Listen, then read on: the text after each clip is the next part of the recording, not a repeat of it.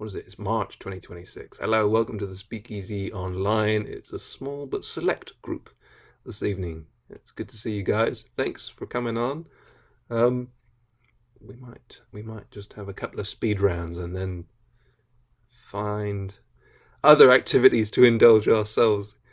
But yeah, it it's been a strange old month, and I've got a poem here based around some of the things that are going on in the news. It's called "Taco Caused World War III?" Question mark.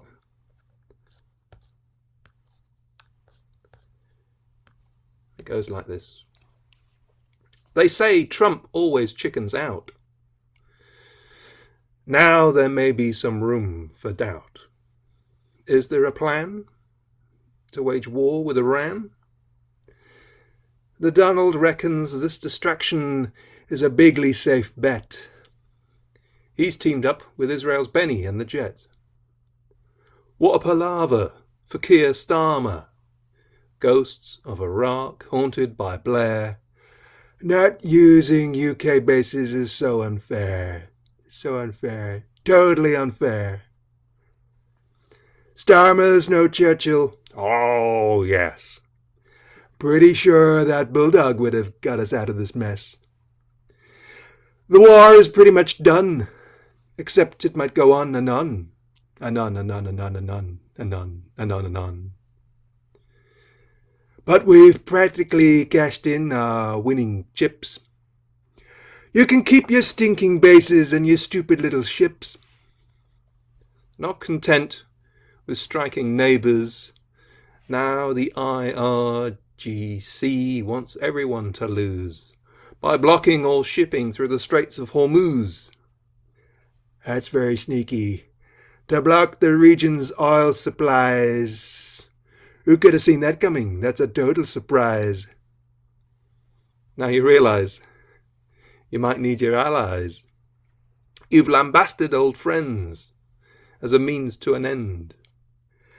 Today, we really need NATO. But tomorrow, it's a big fat FO.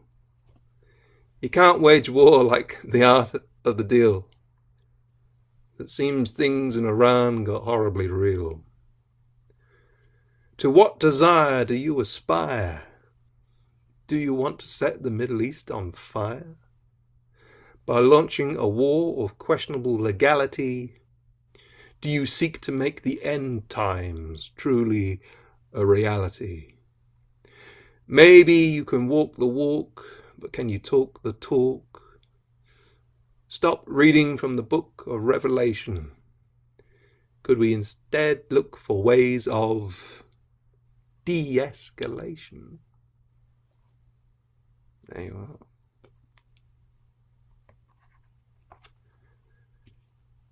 So what do you think of it so far?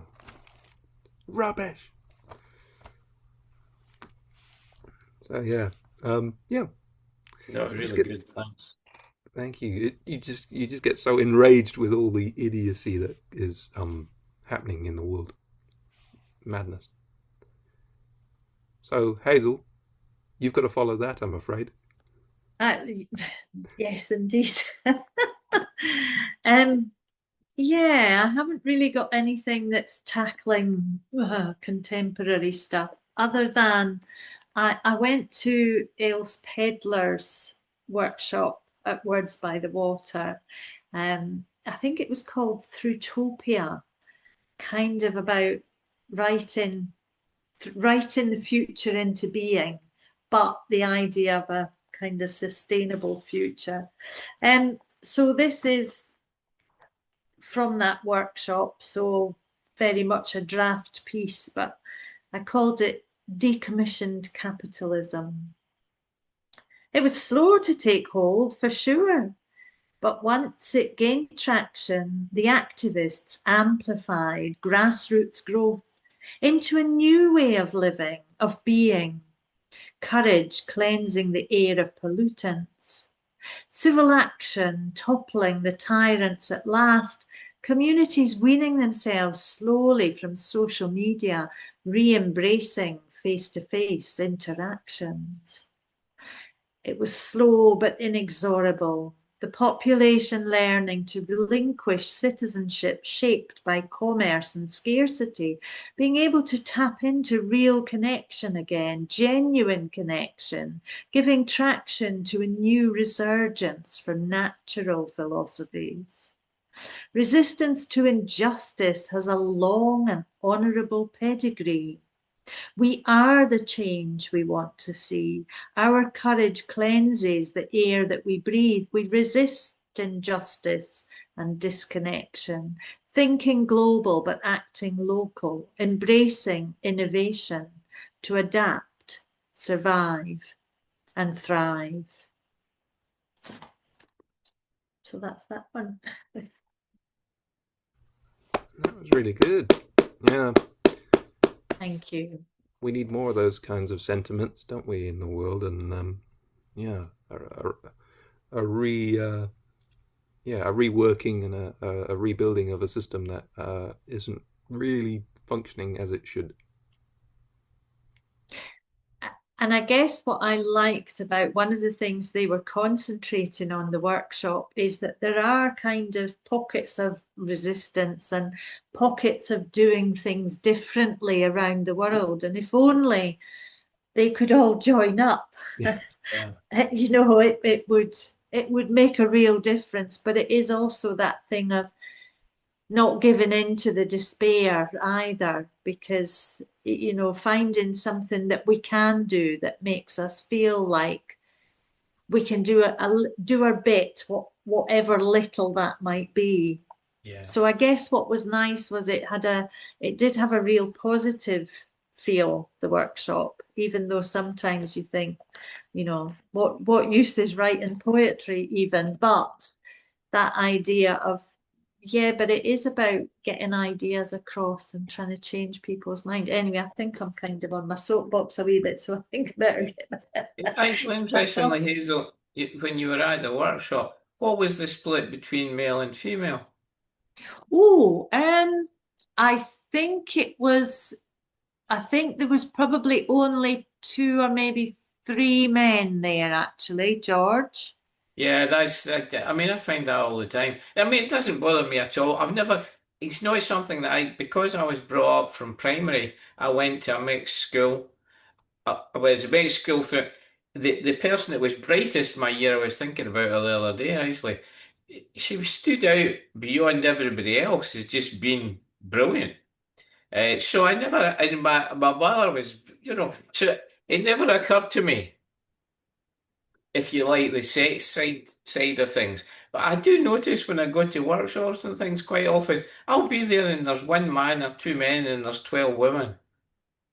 You know, and it disappoints me because I think often the first person that wants to speak is the man. Hmm. It's usually me. No, it's not.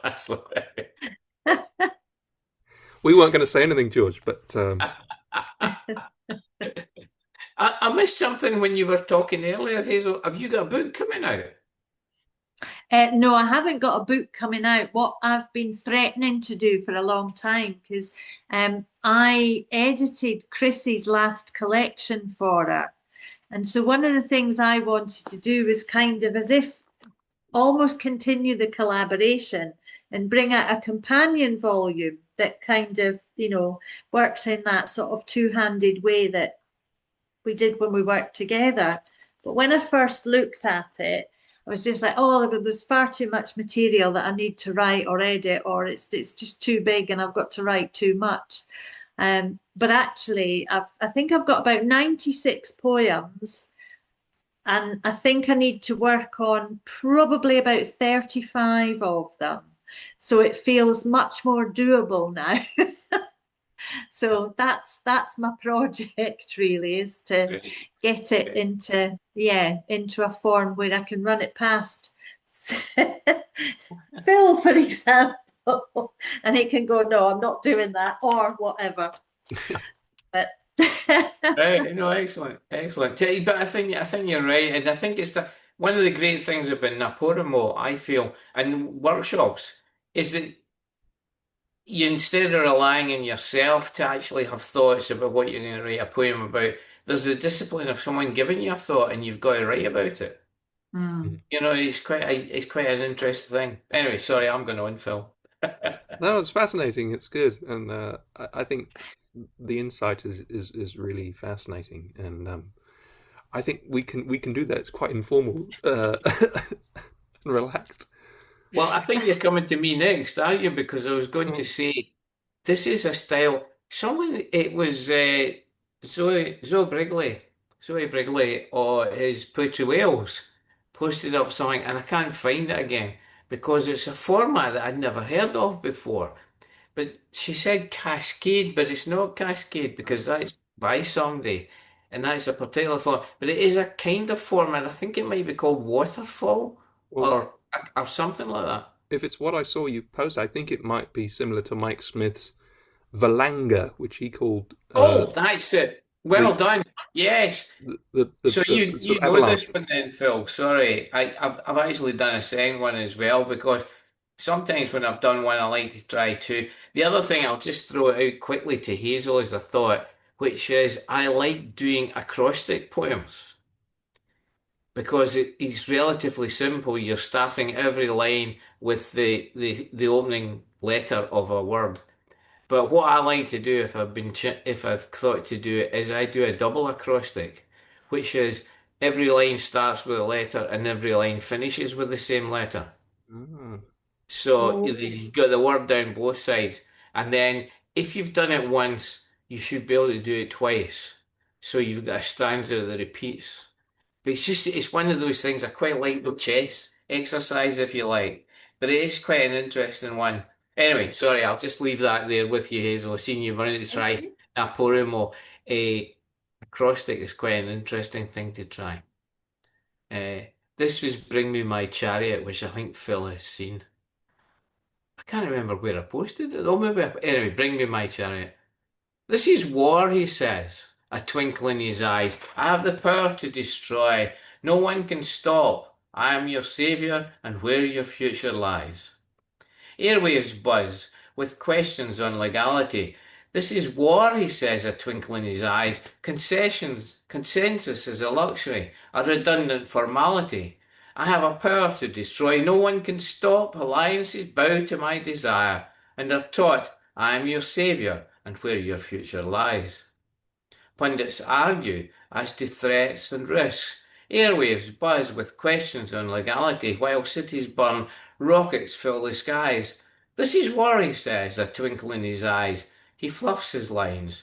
Causes changing every time. Consensus is a luxury, a redundant formality. Nothing halts the bombs. Civilians will die. I have the power to destroy. No one can stop. Obliteration is the creed. God on our side. Alliances bow to my desire and are taught. The USA leads.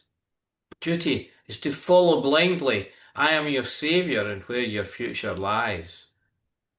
Pictures of broken lives, children are dead. Pundits argue to threat and risks. Little that is true is heard, propaganda screams, airwaves buzz with questions on legality, another street in ruins, more hatred promised, while cities burn rockets fill the skies, more places finding fear, people crying. This is war, he says, a twinkle in his eyes, but Armageddon needs the dead, a resurrection. He fluffs his lines, causes changing every time, he blusters, words spilling from his mouth. Consensus is a luxury, a redundant formality. We are on the road to glory. Who are chosen? Nothing halts the bombs. Civilians will die. Tomorrow will bring justification, new morality. I have the power to destroy. No one can stop. There is a choir calling all to war.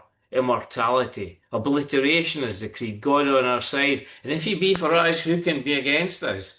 Alliances bow to my desires and are taught, put on the armour, take shield and sword. The USA leads, duty is to follow blindly. Today is smoke and flame, a final judgment.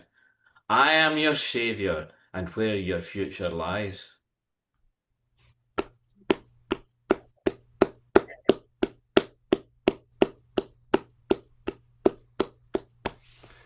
Wow, George, you really nailed the format there, and that was very powerful. I'm not Yeah. sure, but I think you're right. It's Valanga, was it you said, Phil? Valanga. It was. We were introduced to it because Mike Smith. He was actually. Uh, was a mature student doing the creative writing course with Nick Pemberton and the crew 20 years ago when I was a student there doing the film stuff. And it was a number of years ago now. Jane Moss Luffram was holding one of her Wigton writers meetings, and Marilyn Messenger started telling us about this form that Mike had developed and how it was like an avalanche. It's the Italian word for avalanche, valanga, and yeah, 3 lines, and then you repeat those 3 lines, but add in another 3 lines, and then you take those 6 lines and add in another 6 lines, and then you take those 12 lines and add in another 12. And yeah, he just did it to sort of test himself to see if he could come up with some kind of structure for writing poetry. And yeah, and then suddenly loads of members of the Wigton Writers Group started writing these Valangas, and then Poets Out Loud heard about it, and they all started writing them, and then SpeakEasy joined in, and I think it was at the last poetry symposium in Carlisle. Mike was there. He used to help out with some of the bookstall stuff with Andy in the early days. And Roz had written a Valanga, and I actually was able to introduce her and say, "This is Mike who invented the Valanga." And I said, "All these people have written Valangas," and he was like, "Oh yeah, that's still going, is it? That's great." I'd sort of forgotten about that. So that's great. So you can add those to the Valanga collection as well. Oh, that's Zoe Brigley has got, and all the folk that were in Poetry Wales that of course, that I was on. There's quite a few people who are still keeping in touch. They're going to meet up in Wales this weekend. I think it is this Sunday. They have a couple of days. They've all booked into Cardiff Hotel to all meet and talk. And Zoe posted about a Valanga the Mhm. other day, and I saw that there's one or two people on the WhatsApp are now saying, "Oh, I've just been trying to write one of these poems. I was sending it away somewhere." So it's maybe Ah. spreading again, Phil. Oh well, yeah, that's Mike Smith slash Brindley Hallam Dennis. He'll be chuffed to bits about that. Fantastic. All right. Well, we've spun round the room once. Well, we go from avalanches to waves. Again, we were talking about writing. Where do ideas come from? How do you write? You just write a poem. That you were saying about William Stafford, wasn't it? Who was the poet in residence at the was it the house in The Library of Congress. the Library of Congress? So you write a poem every day. That was his advice. I think it was Library of Congress. It's American anyway. Uh-huh. Cool. So yeah, I was just thinking of where do words come from? So I've got this one. It's called In Waves. Where do the words come from? I don't know. They just kind of arrive. I go with the flow. They bubble and tumble, emerge from a jumble, mold and shape them, redraft and refined, of sounds and echoes, sparks of the mind. A stream of words emerge, spilling onto screen or page. A flurry of allegory, a blizzard of simile, deluge of delusion, and crisscross of confusion. As far as the eye can see, and no one's heard before, they fall from beyond imagination's reach, coalescing like grains on no man's shore. The tide takes and delivers, let us sink and lie uneasy, brittle now, the barren parchment left bone dry, waiting for the flood to begin again. Hey, well, so thank you. Yeah. That came to me at 1 o'clock this morning. So I'm trying to go to bed. Right then. Hazel, what you got for us? So I'm looking at this one, trying to remember what I'm not sure if it's a villanelle or not. I can't remember. It came out of it was actually a paint and poetry workshop that I did with Susan Allen when she was, well, no, I think it was a separate thing. I don't think it was to do with the Wordsworth Trust. But she was with Alison Critchlow, did the kind of painting component, and Susan did the poetry, and she was also talking about compound words, and I can't remember where that came from, whether it's meant to be like a Norse thing. Anyway, so it's called Brusher of Paint. Colouring stroked over paper, images swirling from brush, the painter as master maker. Making image creative thirst slakers, room floating in studious hush, colouring stroked over paper. Water and glazes, a creative caper across surfaces, near soggy mush, the painter as master maker. Spilling, spreading past delineator, more red for a deep rosy blush, colouring stroked over paper. Colour on colour in layers, wheel evocation so lush, the painter as master maker. Emulations of artist, old master, evading a muddy mess slush, colouring stroked across paper, the artist as master maker. So that's it. I can't remember if that is a villanelle or not. I'm just trying to think. I think it's 5 3s and a 4. 1, 2, 3, 4, 5. Yes. Yeah, villanelle. Thank you. That was I good. think. Sorry, exactly. Total reference says I'm brilliantly wrong, but I think 5 3, 19 lines is a villanelle, and it rolls down with the lines repeating at various stanzas, which is what you are doing, which is why it's so effective, I think. Thank you. Yeah, it was great. That was very, very strong piece. Okay, we've got about 3 minutes. Is that enough time for you, George, or I can? Yeah, I think so. Well, we'll do this because this comes from last night, and this was so summons to the headmaster's study. This is how hierarchy works. A lesson in knowing my place, transgression and retribution. There are 2 traffic lights above the office door. One now glows a feeble red as if he forgot to pay the bill or the bulb is on its last legs. Out of the recesses of imagining, butterflies have awakened, but I will not shift nor seem disturbed by the fluttering. Smile my teenage innocence, for sentence is about to fall from jury, judge, and executioner. All I can think is ex-soldier, sharpening his kukri, proud Gurkha colonel on his throne, shining white, ramrod right. But to me he is a gherkin, ready to be pickled as the red light dies.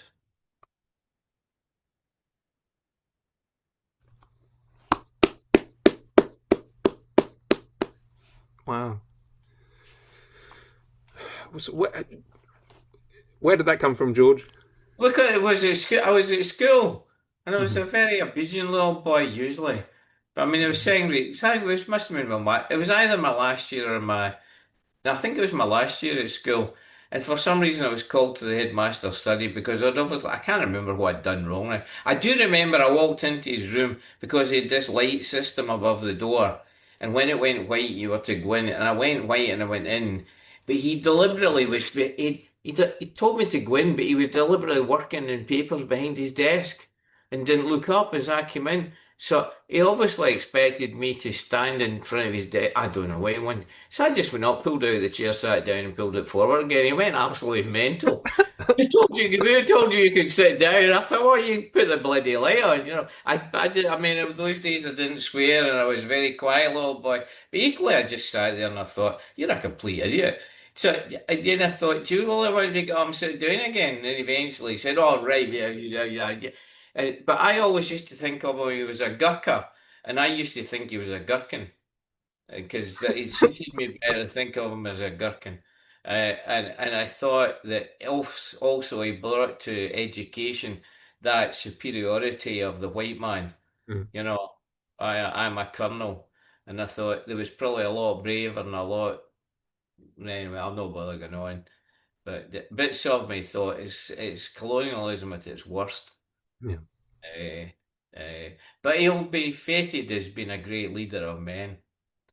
Uh, I like these little glimpses into your past and your rebellious streak that shines through. It's good. well, as I say, I wasn't rebellious at all. I walked Yeah, yeah. into, I did, he had this stupid system, he tells you to come, he tells you to come at 10 o'clock or whatever it is, and you've got to sit on a bench while they keep you waiting deliberately, and it's all play acting. I kind of hoped you were still renting, Oh, sorry, Phil, I totally forgot that we're running out of time. Sorry, he was okay, but it just kind of annoyed me, and it still does kind of annoy me that thing about we've got a rightful place in the world, and Mm. but maybe I didn't feel that way. But and as I say, I just always used to call him a gherkin. Yeah, that's funny though, isn't it? So it's like a lot of things that you have. I wrote this poem last night because it was a prompt.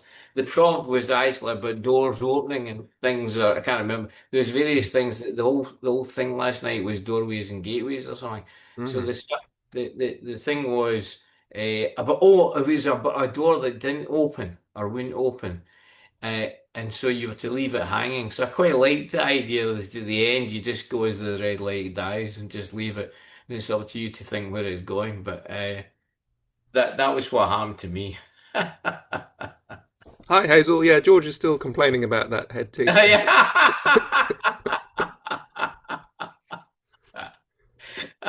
I've probably got a picture of him. I think actually, if he did have a kukri, it was one of those weapons that they were supposed to draw blood if they'd ever taken it out of the scabbard. So Oh, right. it was you had to cut yourself before you put it back into the scabbard because you were supposed to have cut yourself or somebody. So it was bad. It was bad luck to put it away without having drawn blood. So when you brought it out, you used to cut yourself before you. But whether that's total rubbish, I don't know. But that's what I remember hearing. Wow, that's pretty tough justice at a school. I don't want to go to that school. No, no, no, he didn't have one. Sorry. But I mean, like this was before your time, and I think it'll be well before Hazel's time as well. But I was in the days when there was still corporal punishment, and teachers could hit you, and they threw Oh, dusters at you mhm. in the classroom. And on one famous occasion, someone could totally lost his temper and hurled the pointer up the classroom. So the metal pole had because he was pointing at the blackboard and someone said something he didn't like. And I don't know whether he forgot he wasn't holding the duster, but he turned around and hurled the pointer like a javelin straight up Wow. to the back of the classroom. I think it actually snapped it at the end off when it landed. Okay. So you uh, just they say your pupils school turning days are the up best. stabbed. Sit up, Jenkins. Ah! It's just a scratch. Pull yourself together, boy. Oh dear. And they say school days are the best days. I think Yeah. so. There was a lot of teachers in our day that were allowed to give free rein to a sadistic streak with the toes, which was like a great big thick leather Oh strap yeah. with a Yeah. slit in it. You know, We knew horrible. some that wore it. The men wore it in their shoulder. so they could pull the jacket up out and draw the. I mean, it was like gunfighters. Oh, right. Drew the strap out from their shoulder.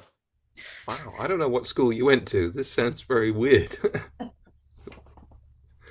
It was And you used to have to stand like that. Oh cup yes. one Oh hand yeah. like Yeah. that. You've got yeah. So you get both hands. Yeah. Yeah, and I can remember one boy once, as the strap came down, he went like that. And the teacher hit his own leg. Yeah. He's not a happy bunny. No, he probably gets 6 of the belt after that.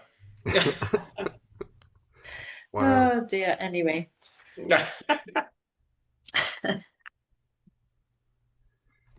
Wow. I mean, how do you follow that?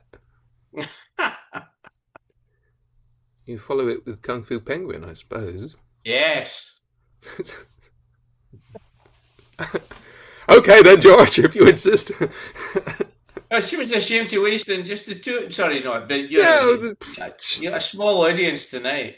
Well, you can probably join in with it. Some of the Oh, voices. no. Yeah, we miss Kung Fu Penguin. I'm still dying for the time you start getting an animated film of this film. Me too. I'll see what I can do.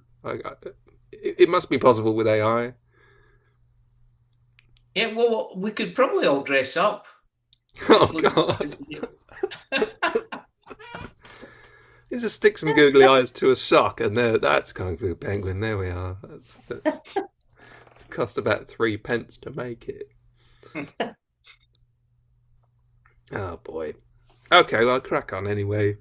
You can go and get a cup of tea or something if you're so inclined. Right.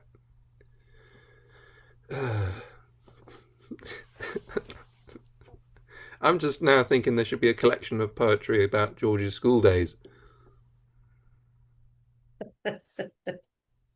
I think so. Okay. Would be quite interesting. Yeah. Might be quite niche. I don't know. Anyway, this is Kung Fu Penguin episode 5 from series 4. This sort of courtroom drama sort of series. We'll crack on with it. I'm sure you remember from last time, it's all very strange. Okay. Kung Fu Penguin and friends attend another hearing before the Governmental Oversight Department Committee following the extraordinary revelations that there are vast sums of money being siphoned off from government programs into off-the-books so-called black projects. And in light of the unusual events live streamed to the world via the Dr. Bobcat Investigates podcast, which appeared to show advanced technologies not made on this planet. We are all keeping up here? Yeah? Oh. We join the committee in the hearing room as Congressman Timbersheet gets proceedings underway.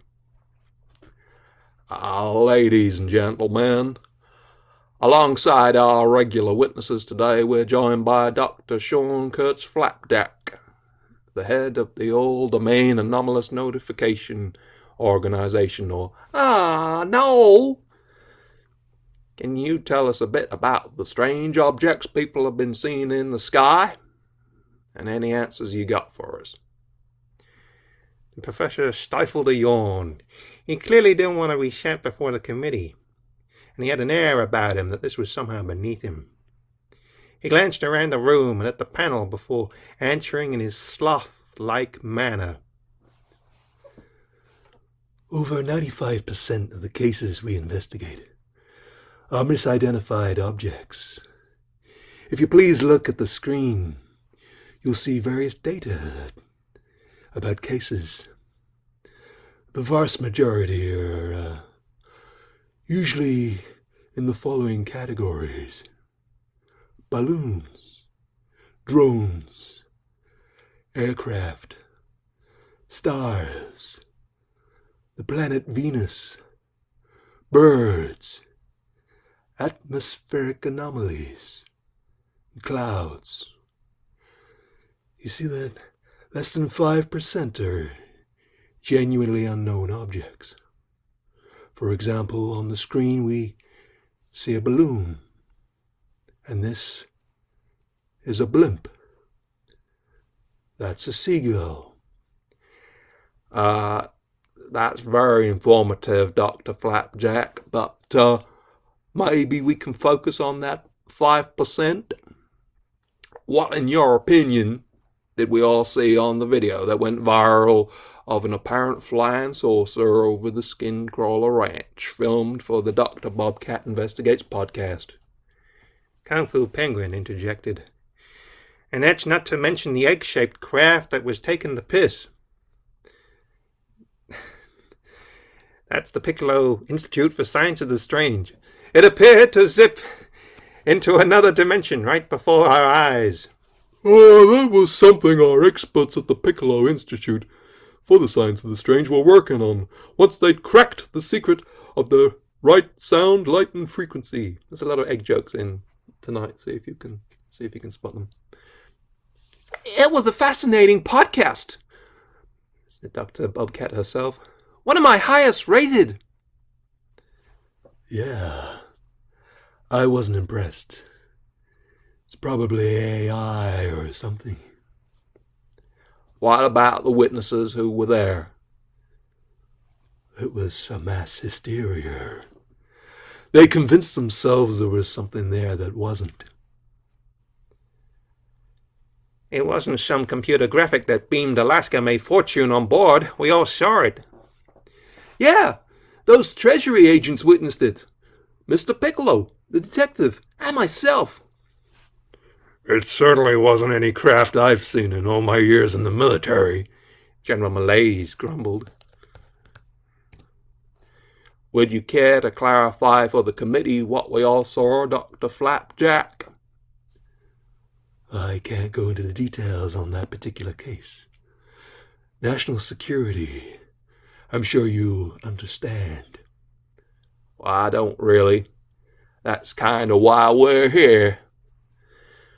We've got this presidential directive from B.A. Boone to investigate these matters, and you're compelled to cooperate with us. I don't have to tell you anything.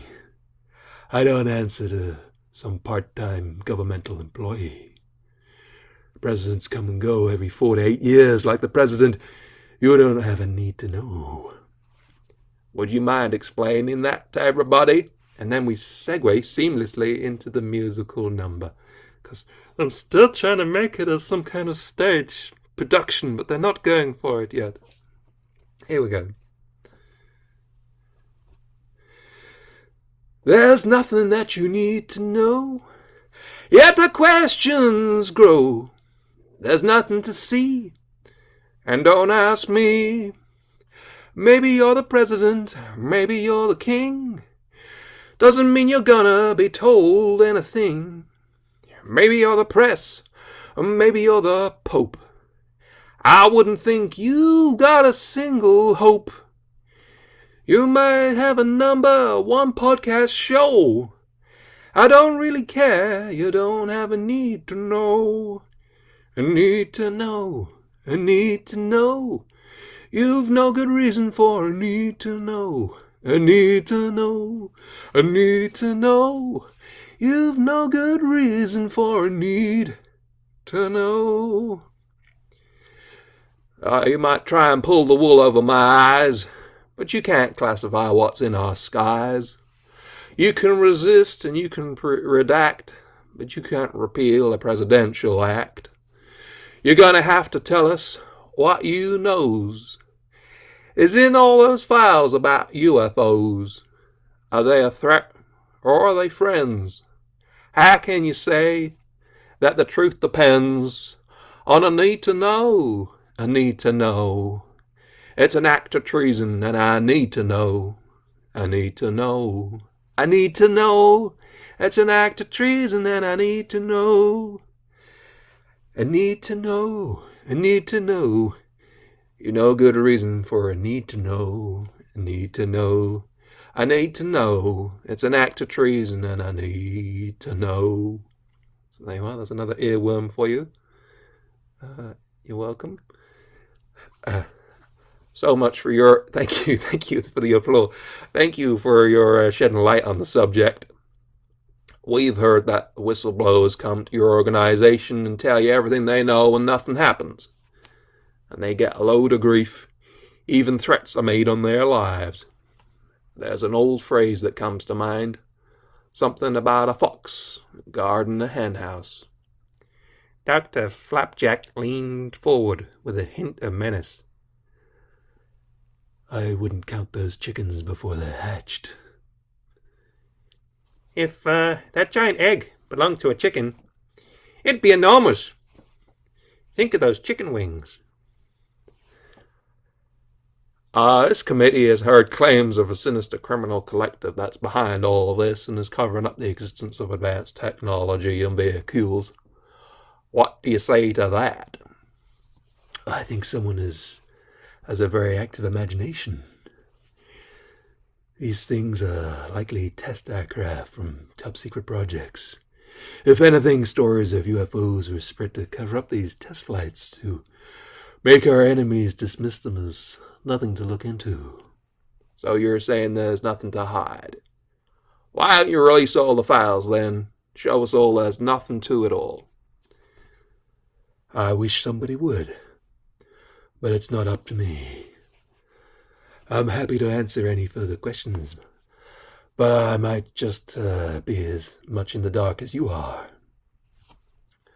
Oh, and I believe you are departing the task force to get a research job. Is that correct? I'm not supposed to say, but there's an aerospace company who have offered me a position, and I'm looking forward to heading up their new energy division. I don't suppose you care to illuminate us on that. I'd rather not. The detective shook his head. And just when I thought he was coming out of his shell, suddenly there was a ping from the chairman's mobile phone, followed by a ripple of pings from phones all round the room. Tim Basheet looked up from his device. It seems the president is watching and wants to come down and join us. I've no objection. Dr. Flapjack simply gulped. What effect will the president's intervention have? Can the bureaucrats find where all the missing government funds have gone? Will Dr. Flapjack become more cooperative? And will their ratings match that of the Dr. Bobcat Investigates podcast? Find out in the next gripping installment of Kung Fu Penguin. There you are. Thank you. Exciting stuff, everybody. Yeah. Yeah.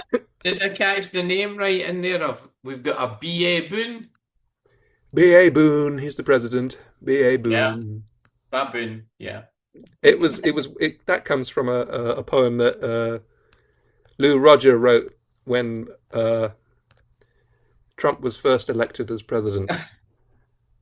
And they said, I can't believe it, America's just elected a baboon as president. And I thought, oh, that's a good name. And I'll keep that in the old... Well, it was interesting. Hazel was mentioning earlier about the struggles and about the future, etc. And I saw something, I think it was in Facebook again. It was interesting that someone had said, you think that democracy is what is giving you a better world. It's not. Democracy is as bad as anything else. The one thing that it does let is that it's the protest of ordinary people which changes how leaders conduct their business. And democracy allows protest. And that's the thing that's made the difference, is ordinary people forcing it to get better. So the future perhaps has got a future for us because we're in control of it, but difficult to see just now. I think it's important to hang on to that, isn't it? Yeah. Well said. Okay, Hazel, follow that. Well, yeah, how do you follow that? I expect you to have an array of voices. I don't think so. Although I think the last time I even tried a few French words, that didn't go down all that well. So anyway, this is a slight reworking of a poem that I did. I think you did the work. I'm not sure. We must have been, I think, at Tully House. Anyway, I think it was. I know you were at the workshop, and I'm sure you led it, Phil. But anyway, so I've called it Summer Dreaming. Salt, tangy breeze, soft undertones of seaweed, and serenity and summer sunshine.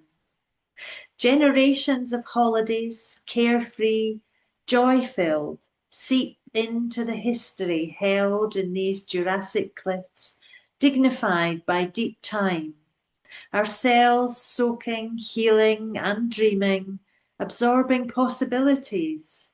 Later, January day trips bring New Year dreaming to winter seas, rinsing clean of doubt. It was actually, you made us think of a place. And I think, because what I had was the Durdle Dure Arch down on the coast. So that's kind of where it came from. And, you know, years of holidays there. And I always think if a poem does need a bit of explanation, maybe you do need a wee bit more in the poem. But anyway, maybe I need to rework it a wee bit further. Oh, that's nice. Or maybe mention that little memory. Was that one of Andy Hopkins' sessions? I don't know if I thought it might have been you leading it, but maybe it was one of Andy Hopkins, or it might have been because Ilse Pedler did a workshop that I went to that was really good. So it might have come out of there, and just because you were there, Phil, maybe that's why I remembered it as. Andy might have got Ilse to do a workshop before one of the poetry symposiums a couple of years ago. That might have been it. Yes. I think it really works, Hazel. And I come back to something that a tutor once said to me: trust your reader. And I don't think you need to space, because readers or listeners will actually be going to their own place to some extent. You know, when you're talking about the various things, so you don't need to. I don't think. No, by all means. I mean, it works if you introduce it that way or not. But I don't think it needs to be in the poem. Thank you. That's helpful, George. Thank you. Cool. Good. Yeah, I liked it. And there's your round of applause as well, by the way. Yeah.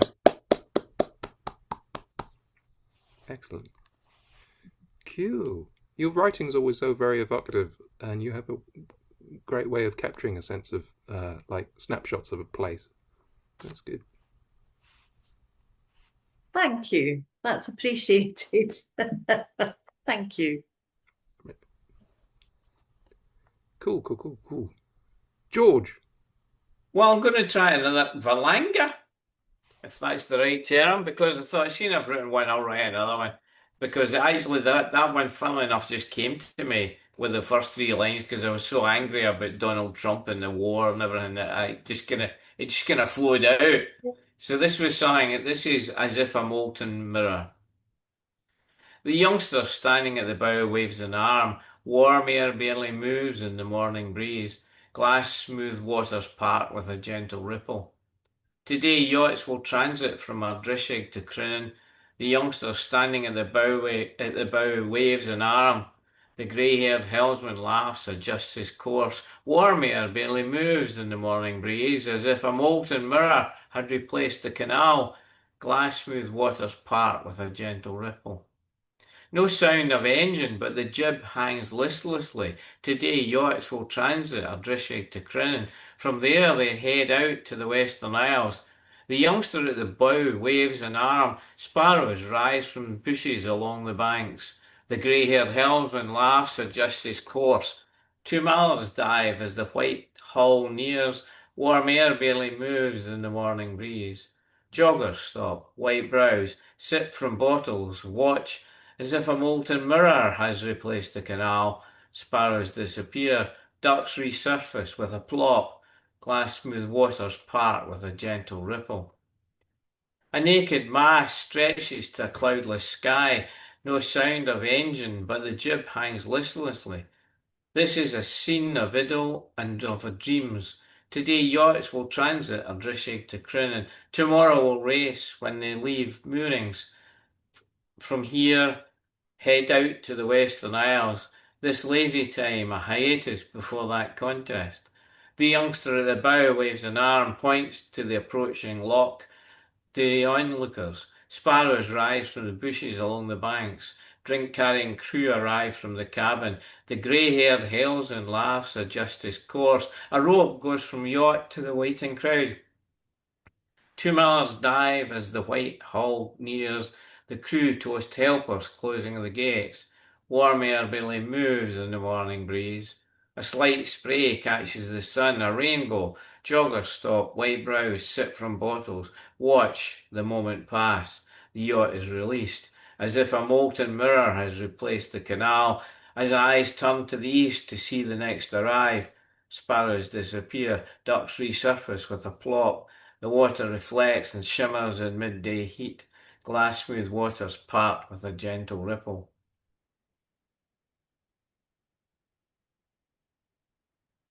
Brilliant.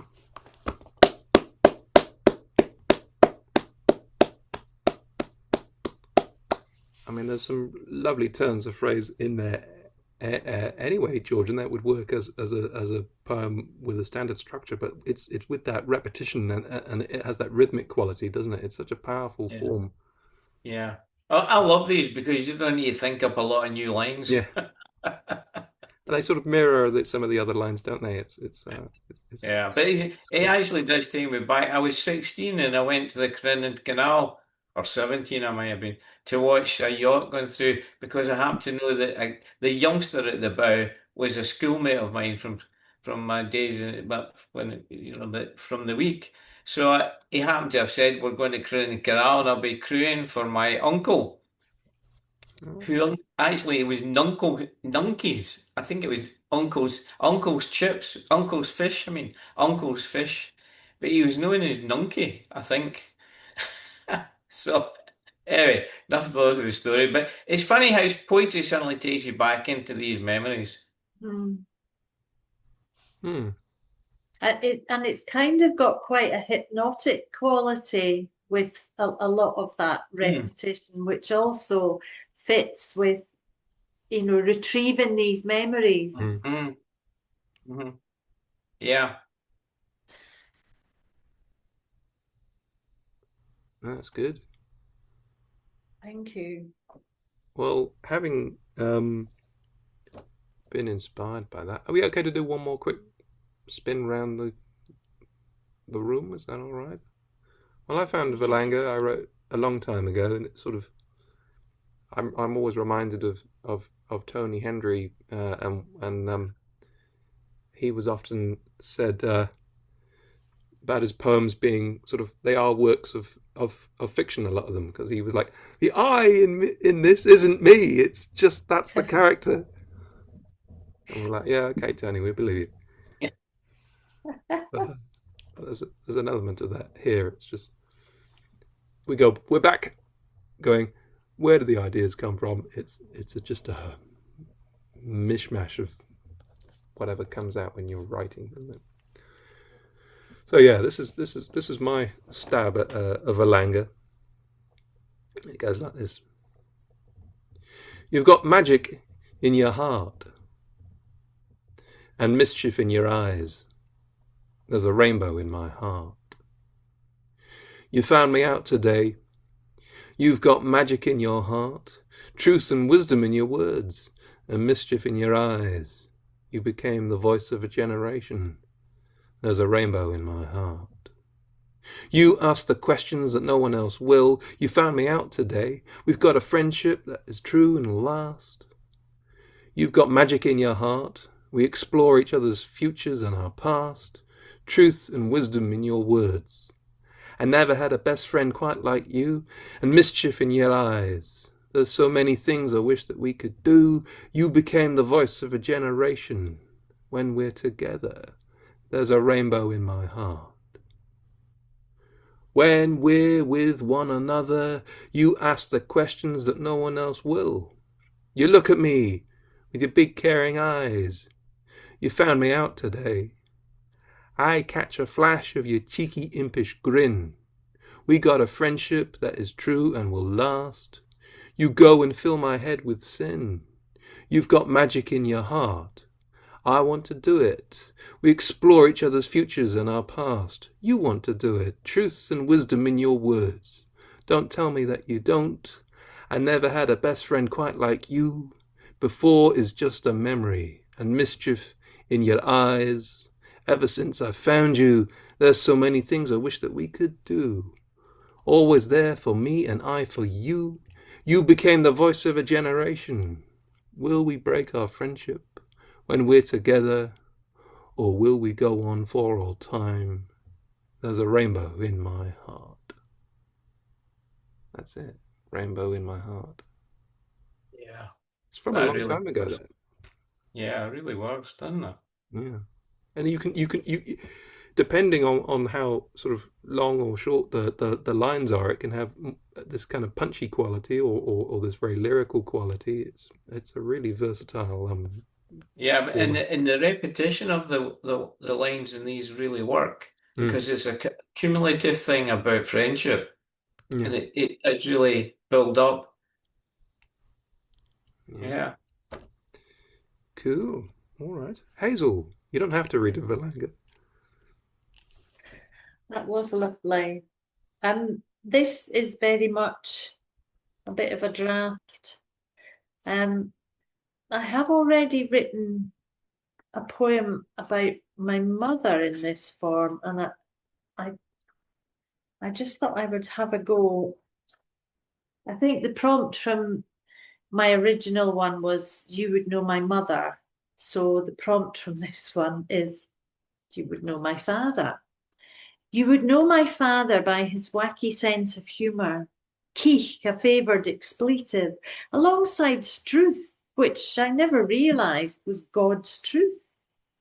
By his hands, deftly crafting furniture and fittings, flat pencil poised behind his ear for marking up wood, swathed in fumes of fresh sawdust and evostick. At work, an unshaven scruff, yet mostly neat when spruced up, just unflatteringly captured at cousin Alec's wedding, unglamorous baggy suit, full beard and untrimmed wild hair. By his fine tenor voice, happy to tackle light opera or the top 20 alike, ranging from Mario Lanza to Sinatra, Dean Martin on to the Beatles. By his long dry spells, then periodic binges, occasional bouts of smoking for months, building our greenhouse from offcuts, in stages, in the spare bedroom, dismantling and rebuilding in situ once complete. My dad held my dreams alongside his, precious in his romantic heart. So it is a bit of a draft still, but yeah, I think there's something to work with there. I like that, Hazel. I like that. Oh, thank you. Yeah, it was a lovely it was a lovely piece. That was great. Thank you. Fantastic. All right then, George, we're back with you. Well, I thought I'd dig this out quickly. I'm actually thinking. I don't think it matters. It's it's sort of in a competition at the moment, but and it probably is meant. But doesn't right. This was. I suddenly thought for Hazel, I'll do the thing which is the acrostic, which is the title of the poem is "To Travel Hopefully is Better." Okay. Hill and glen and river mouth offer such delights that no pictures captured in a loop excite a traveller more. Here is nature's wealth on show. Walk that commando push to the highest top, each mountain, each scene. Have you the chutzpah over and above the brio, pen the glories found atop every heather-clad hillside? How a painting of a sunlit beach on your wall is a memento permanently telling of your trip. I, heart, love, life. Here is the rising hurrah, others in wonder to praise that highland backdrop, each memory a pleasure. Happily grasp that deep breath of joy and sing in bravado. Pray this will never stop. Enjoy the road, the gift this time. That was great.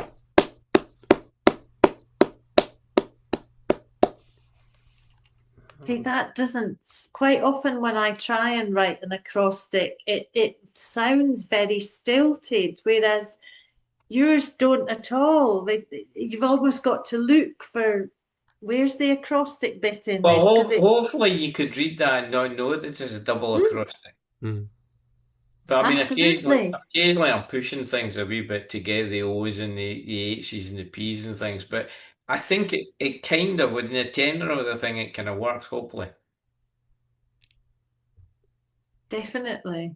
But it's just a bit of fun. But it's one of those things you were talking about to get into the routine of writing all the time. But it's also one of those things that it's like that was because someone had set a task about writing a poem about hope.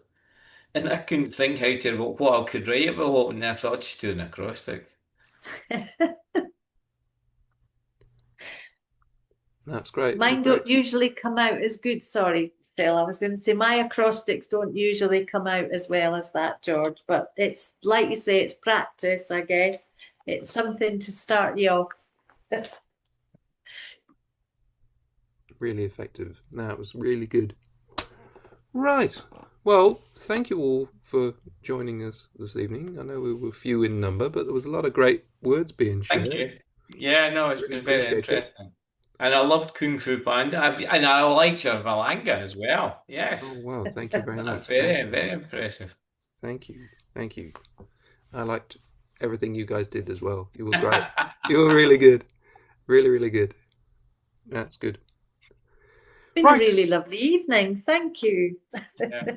Yeah, well, thanks for joining us. And hopefully there'll be more people next time. But keep up the good work, and I'll look out for more poems appearing soon, I'm sure. All right. Good night, everyone. Yeah. Cheers, everybody. Take care. Thanks very much. Thank you. Bye. Thanks, guys. Bye. Bye. Bye.